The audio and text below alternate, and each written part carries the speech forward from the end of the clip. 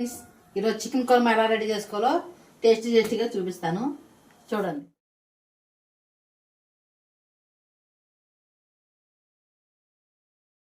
Oil కొద్దిగా ఎక్కువ పడుతుంది కుర్మా కాబట్టి. 3 ఆనియన్స్ వేసుకోండి ఆయిల్లో. ఫ్రెండ్ ఫాలో అవ్వకూడదు. 4 పచ్చిమిరపకాయలు చీరకులు తక్కువ చేసుకోండి, బాగా ఫ్రై చేసుకోండి. ఉప్పు, మూత పెట్టుకోండి. వేగింది కదా అల్లం వెల్లుల్లి పేస్ట్ వేసేద్దాం. బాగా కలిపేద్దాం. జీడిపప్పు పేస్ట్, కాజు పేస్ట్ పోవాలి.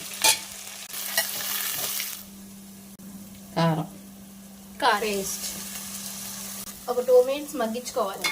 పెరుగు కొంచెం సేపు మగ్గించాక చికెన్ మగ్గించుకోవాలి. కొంచెం సేపు సిమ్లో పెట్టుకోండి. వాటర్ పోసేయండి. మళ్ళీ ఉడికించుకోవాలా. స్పూన్స్ వరకు వేసుకోవాలి. కొబ్బరి పొడి, లవంగా యాలకుల పొడి, ఇది చక్క లవంగాల యాలకుల పొడి, జీలకర్ర పొడి,